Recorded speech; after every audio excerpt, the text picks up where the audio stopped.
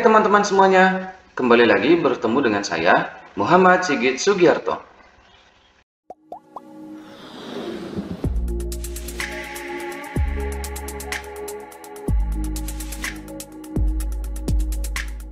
Oke, baik teman-teman semuanya.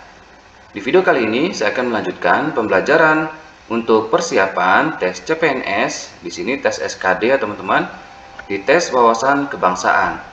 Oke, baik, sebelum kita bahas, silahkan klik tombol subscribe dan juga nyalakan notifikasinya agar tidak ketinggalan untuk video saya selanjutnya. Oke teman-teman semuanya, di sini kita akan bahas tentang tes wawasan kebangsaan atau TWK, yaitu tentang Pancasila. Tanpa berlama-lama lagi, yuk kita simak sampai selesai teman-teman. Oke, di sini ada contoh soal, yaitu Pancasila dirumuskan oleh A. PPKI, B. BPUPKI, C. KNPI, D. MPR, atau E. DPR. Kira-kira jawabannya apa teman-teman? Oke, jawabannya paling tepat yaitu adalah BPUPKI. Kenapa BPUPKI? Saya akan jelaskan. Oke, di sini saya akan jelaskan teman-teman ya.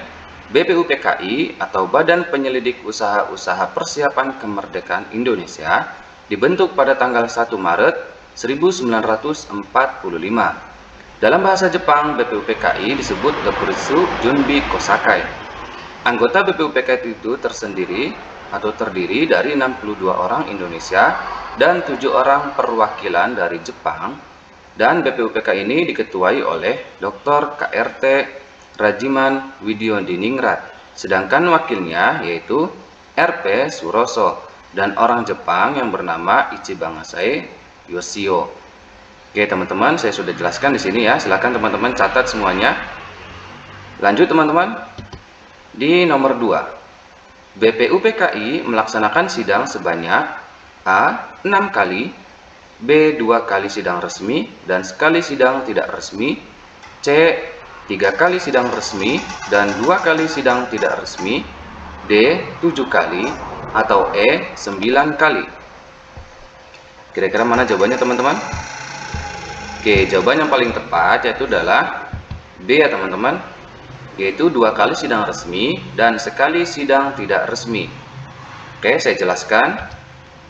BPUPKI melaksanakan 2 kali sidang secara resmi dan sekali sidang tidak resmi, di mana sidang resmi pertama BPUPKI dilaksanakan pada tanggal 29 Mei sampai 1 Juni 1945 yang membahas tentang dasar negara.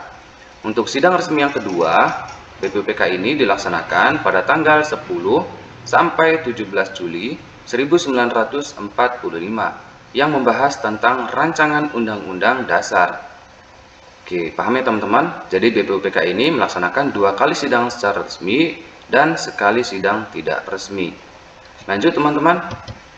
Nomor 3, Panitia 9 diketuai oleh A. Insinyur Soekarno, B. Muhammad Hatta, C. Muhammad Yamin, D. A.A. Maramis, E. KRT Rajiman Widyodiningrat. Kira-kira apa jawabannya teman-teman? Oke, jawaban yang paling tepat yaitu adalah A ya teman-temannya, IR Soekarno atau Insinyur Soekarno. Saya jelaskan. Panitia 9 diketuai oleh Insinyur Soekarno.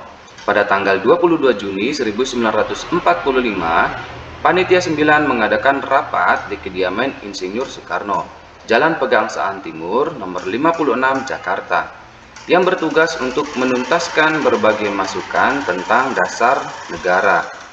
Jadi, Panitia 9 ini bertugas untuk menuntaskan berbagai masukan tentang dasar negara ya teman-teman, yaitu adalah Pancasila. Lanjut teman-teman, soal nomor 4. Berikut ini yang merupakan salah satu anggota Panitia 9. A. Adam Malik, B. Sri Sultan Hamengkubuwono ke-9, C.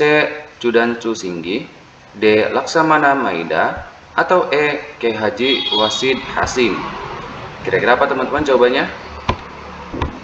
Oke, jawaban yang paling tepat yaitu adalah E ya teman-teman, K. Haji Wasid Hasim. Saya jelaskan teman-teman.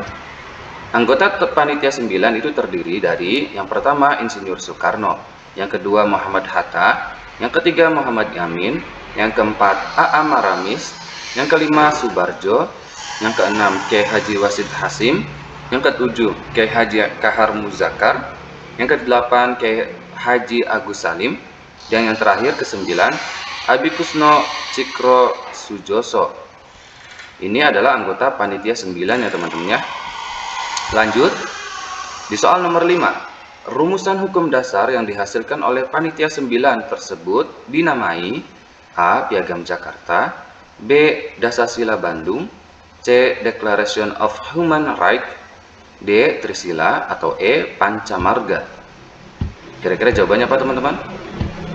Jawaban yang paling tepat yaitu adalah Piagam Jakarta. Saya jelaskan kembali teman-teman.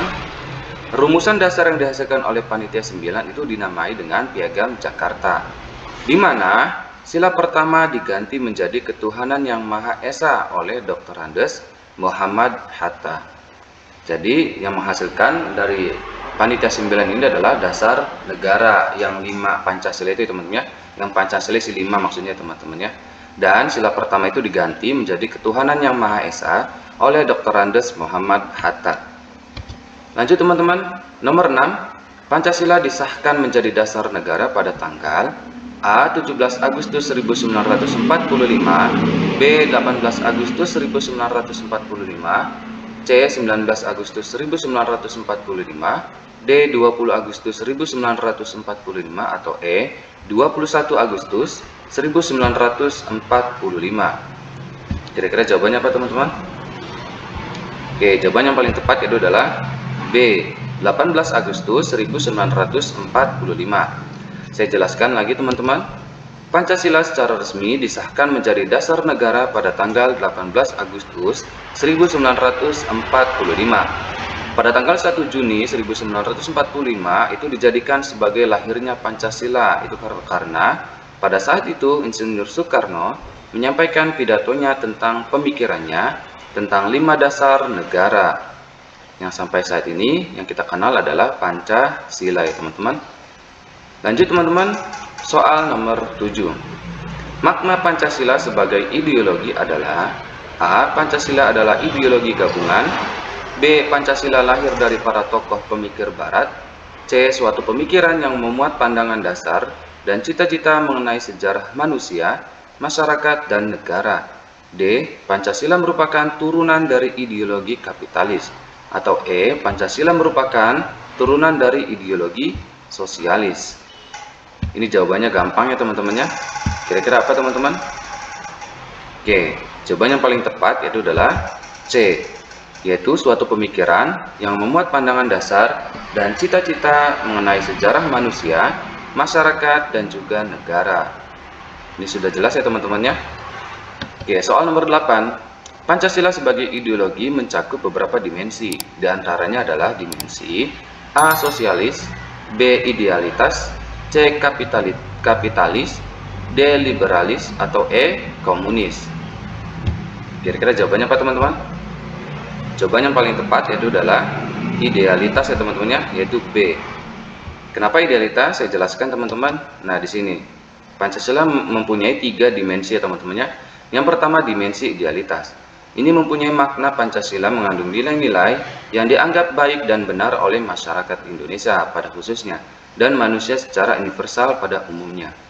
Yang kedua, dimensi normatif. Ini artinya nilai-nilai dasar yang ada dalam Pancasila perlu dijabarkan dalam norma-norma atau aturan-aturan sebagaimana tersusun dalam tata aturan perundang-undangan yang berlaku di Indonesia. Yang ketiga, dimensi realitas. Artinya, ideologi Pancasila mencerminkan realitas hidup yang ada di masyarakat. Teman-teman, lanjut soal nomor 9. Pancasila merupakan ideologi yang bersifat A. Terbuka, B. Tertutup, C. Sosialis, D. Bebas, atau E. Bersama. Kira-kira jawabannya apa teman-teman? Jawabannya paling tepat yaitu adalah A ya teman-teman ya, terbuka. Saya jelaskan lagi. Ideologi terbuka merupakan cita-cita dan nilai-nilai yang mendasar serta sifatnya tetap dan tidak berubah. Oke, silahkan catat ya teman-teman di setiap pembahasan yang saya bahas ya teman-teman ya. Lanjut, ini soal nomor terakhir ya teman-teman. Yang ke-10, sebuah sistem nilai yang berkembang dalam masyarakat mempunyai fungsi A. Menunjang harkat dan martabat manusia, B. Sebagai pedoman untuk kehidupan bermasyarakat, C. Menjunjung tingkat kesejahteraan masyarakat, D. Menjauhkan individu dari perbuatan tercela, E. Menjadikan masyarakat yang majemuk terbagi-bagi.